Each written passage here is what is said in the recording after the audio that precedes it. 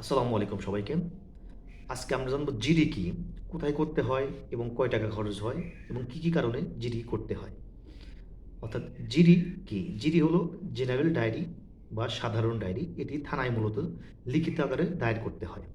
যদি কোনো ব্যক্তি কারো দ্বারা ভয়ভীতি, হুমকি কিংবা নিরাপত্তাহীনতায় ভোগে, তাহলে সেই ব্যক্তি জিডি করতে পারে। এবং কোনো ব্যক্তি কিংবা তার পরিবারের সদস্যের দ্বারা যদি ভবিষ্যতে কোনো দুর্ঘটনার আশঙ্কা কিংবা পালিয়ে যাওয়ার কোনো সম্ভাবনা থাকে, তাহলে সেই ব্যক্তি জিডি করতে পারে।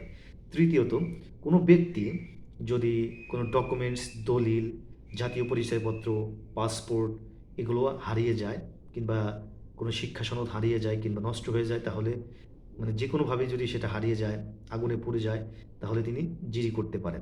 আচ্ছা, জিডিটা কেন করবেন? জিডি করার কারণে আপনার যদি কোনো দুর্ঘটনা ঘটে থাকে, অর্থাৎ যে ঘটনার উপর ভিত্তি করে আপনি জিডিটা দায়ের করলেন, সেই ঘটনাটা যদি ঘটে থাকে, তাহলে অভিযুক্ত ব্যক্তিকে আপনি খুব সহজেই আইনের আওতায় আনতে পারবেন এবং আপনার যে ডকুমেন্টসগুলো হারিয়ে গেছে, সেই ডকুমেন্টসগুলো ফিরে পেতে আপনি সহায়তা করবেন। এবং জিডিটা কোথায় করবেন?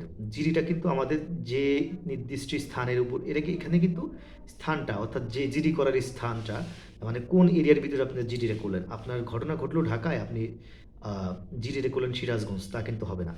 আপনার অর্থাৎ এবং অর্থাৎ এমনও হতে পারে ঢাকার মোহাম্মদপুর থানায় আপনার এ ঘটনাটা ঘটলো, আপনি আদাবর থানায় জিডি করলেন, তাহলে কিন্তু হবে না। অর্থাৎ আপনার নির্দিষ্ট যে স্থানীয় আপনি নিরাপত্তাহীনতায় ভুগতেছেন, আপনার যেখানে ডকুমেন্টসটা হারিয়ে গেছে, যেখানে আপনাকে ভয়ভীতি দেখাইছে, ওই নির্দিষ্ট এরিয়ার যে থানা আছে, ওইখানে আপনি জিডিটা করতে পারেন। করতে হবে। এবং জিডি করতে কয় টাকা লাগে? জিডি করতে কিন্তু মূলত কোনো টাকা লাগে না। এটা জাস্ট লিখিত আকারে আপনি থানায় দায়ের করবেন।